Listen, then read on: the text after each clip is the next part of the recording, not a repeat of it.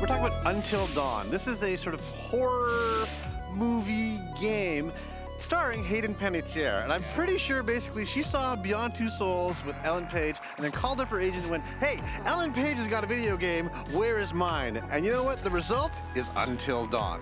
Now, this is a really interesting hybrid movie game. What starts out to be like a very, very typical horror scenario. Teen horror scenario, yeah. It's a bunch of kids who are up on a remote mountaintop lodge and they are reuniting after a year. A year earlier, twin sisters went mysteriously missing after some sort of attack in the woods. Now, So they all went back. Again, that's the first thing, right? Let me be very clear. Let's return to the scene died of the here. mysterious, horrible Let us murder go crime. back. Right. Let's go back as a group and, like, I don't know, bond over the fact that a year ago we lost two of our best friends. Hey, why not? Right, so, right, of course. You got the brother of the girls and you got all the friends. They've all come together in this remote mountaintop lodge to reminisce and flirt. It hits all these kind of teen slasher flick cliches and that. There's something bad happening around the Pine Woods Lodge. There's bad things going down, there's noises, there's mysterious people in the woods.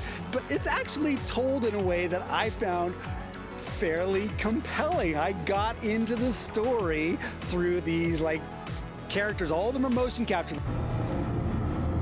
What the hell's that? That could be a lot of things. None of them nice. Quit it. Basically, there is no going back. Your one playthrough, stuff happens, the story changes, there are moments, there are sort of crossroads, and you are on one path. That's right. So The decision you make, it has two results. You split off one way, and that's the way and your you story's can't go going. back until you decide to replay the whole thing again. So that's interesting. Yeah. I think that's really neat. Well, I mean, it's kind of like choose your own adventure. You choose Yes, one way it or the is. other. And in this case, the way you're choosing your adventures are either through quick time events, if you succeed or fail at them, or through decisions. Like, are you going to be mean to somebody? Are you going to, like, rat out somebody? Are you going to be brave? Are you going to be silly? All these decisions that these kids are making are somehow feeding into the narrative, and sometimes there are crucial points where the decision you make affects the outcome, affects whether certain characters live or die. Now, every character, all 8 of these characters, can die before dawn, but there's also ways to save the vast majority of them depending on the decisions you I make. hear there's a way to actually save everybody, There which is a way to certainly save didn't happen everybody. in my playthrough, but this is actually one of the first issues of it.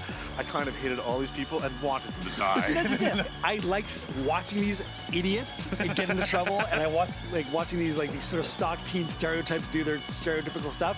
I didn't really feel for Hayden Panettiere. Yeah, I didn't none. really feel for any of the characters. No, not at all. But I enjoyed watching when they lived or die. No, Jessica.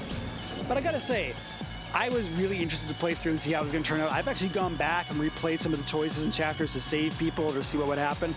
I don't know, man. It's not a work of art, but it is a different kind of game, and I think they've done a pretty good job of making it work. I think you liked it more than I did. I'm really curious. What are you going to give Until I'm Dawn? going to give Until Dawn a 7.5. 6.5 out of 10 for me.